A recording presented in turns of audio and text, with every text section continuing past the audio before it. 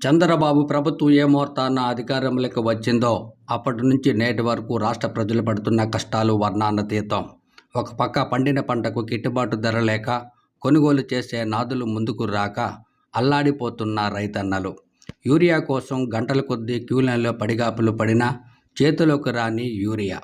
అమ్మకు వందనం పథకంలో పిల్లల తల్లిదండ్రుల ఖాతాలో అరకొర డబ్బులు వేసి చేతులు దులిపేసుకున్న రాష్ట్ర ప్రభుత్వంపై మిగిలిన డబ్బులు ఎప్పుడొస్తాయా అంటూ దీనంగా చూస్తున్న పరిస్థితి. నిరుద్యోగులకు 20 లక్షలు ఉద్యోగాలు ఇస్తామని చెప్పారు. నేటికి 16 నెలలు కావస్తున్న ఏ ఒక్కరికి కూడా ఉద్యోగం రాకపోవడంతో నిరుద్యోగులు ఉద్యోగాల కోసం చంద్రబాబు ప్రభుత్వంపై ఆశగా ఎదురుచూస్తున్న విద్యార్థులు. ఉద్యోగం రాని వారికి నిరుద్యోగ భృతి కింద ప్రతి నెల 3,000 ఇస్తానన్న చంద్రబాబు దాని ఊసే ఎత్తడం లేదు. నిరుద్యోగ భృతి కోసం లక్షలాది మంది విద్యార్థులు కళ్ళల్లో ఒత్తులు వేసుకుని మరీ చూస్తున్న పరిస్థితి నెలకొంటుంది.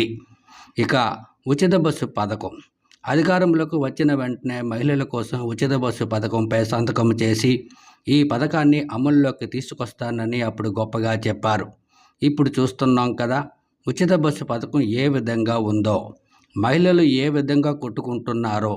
రాష్ట్ర వ్యాప్తంగా ఎక్కడైనా తిరగొచ్చు అని చెప్పారు. కానీ ఇప్పుడు ఆంక్షలు పెట్టి మహిళలను తీవ్రంగా అవమానం పరుస్తున్న తరుణంలో ఉచిత బస్సు పథకంపై మహిళలు మండిపడుతున్నారు. అప్పుడు అలా చెప్పి ఇప్పుడు ఆంక్షలు పెట్టడం సరైన విధానం కాదంటూ చంద్రబాబు తీరుపై కారాలు మిరియాలు నూరుతున్నారు. ఇక ఉచిత బస్సు పథకం ఆటో డ్రైవర్ల జీవనానికి శాపంగా మారింది. ఉచిత బస్సు అమల్లోకి వచ్చిన తర్వాత ఆటో డ్రైవర్లు తీవ్ర ఇబ్బందులకు గురవుతున్నారు.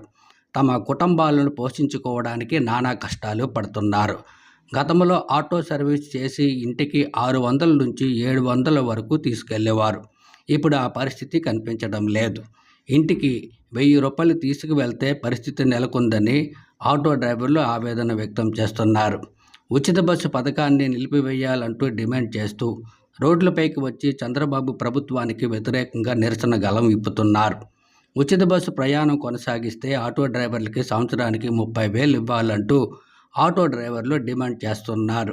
ఇలా చెప్పుకుంటూ పోతే చంద్రబాబు ఎన్నికల ప్రచారంలో ఇచ్చిన హామీల్లో ఏ ఒక్కదాన్ని కూడా పూర్తి స్థాయిలో అమలు చేయడంలో పూర్తిగా విఫలమయ్యారు.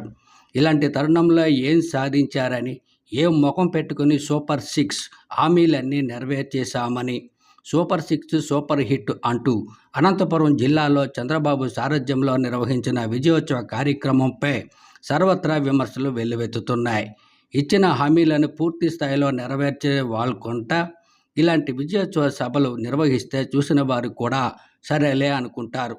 ఏ పథకాన్ని పక్కాగా అమలు చేయకుండా విజయోత్సవ సభలు నిర్వహిస్తే ప్రజలు గాండ్రించి ఉమ్మేయడం మాత్రం ఖాయం. సూపర్ హిట్ విజయోత్సవ సభలో చంద్రబాబు చేసిన కొన్ని వ్యాఖ్యలతో పాటు మాట్లాడిన అబద్ధాలపై ప్రజలు మండిపడుతున్నారు. 83 సంవత్సరాల వయసులో కూడా నిండు సభలో పచ్చి అబద్ధాలు మాట్లాడటం ఆయనకు తగదంటూ హితవు పలుకుతున్నారు. సూపర్ 6లో భాగంగా వచ్చిన హామీలన్నీ నెరవేర్చేశారట. ప్రజలకు ఎలాంటి ఇబ్బందులు లేవట. చంద్రబాబు మాటలు వాస్తవాలకు దూరంగా ఉన్నాయనేది ఆ కార్యక్రమం ద్వారా మరోసారి తేటతెల్లమయ్యింది. ప్రజల ఓట్లతో అధికారంలోకి వచ్చిన చంద్రబాబు కానీ మరెవరైనా సరే మాట్లాడేటప్పుడు జాగ్రత్తగా మాట్లాడాలని కనీస స్పృహ లేకుండా మాట్లాడటం వారికే నష్టం. సూపర్ 6 పథకాలన్నీ నెరవేర్చేశామని అబద్ధాలు చెప్పే కంటే ఇచ్చిన హామీలో కొన్ని చేశాం, మరికొన్ని పెండింగ్లో ఉన్నాయి, వాటిని కూడా త్వరలో అమలు చేస్తామనే నిజాలు చెప్తే ప్రజలు కొంతైనా విశ్వసించే అవకాశం ఉంది. చెప్పిన అబద్ధాలు పదే పదే చెబుతూ ప్రజలకు చిరాకు రాకపోతే మరింకేం వస్తుంది? సూపర్ హిట్ సభ కేవలం అబద్ధాలు మాట్లాడడం కోసం పెట్టినట్టుగా ఉంది తప్ప మరొకటి లేదన్నట్టుగా భావిస్తున్నారు. ఇచ్చిన హామీలో ఒకటి కూడా నెరవేర్చకపోగా పథకాలను పక్కాగా అమలు చేశామని సూపర్గా మోసం చేసి సంబరాలు చేసుకోవడాన్ని ప్రజలు నవ్వుకుంటున్నారు. అట్రఫ్లాప్ సభలు పెట్టి నిజాలను అబద్ధాలుగా మార్చాలంటే మీ వల్లే కాదు కదా, ఆ దేవుడి వల్ల కాదు కూడా అంటూ ప్రజలు మండిపడుతున్నారు.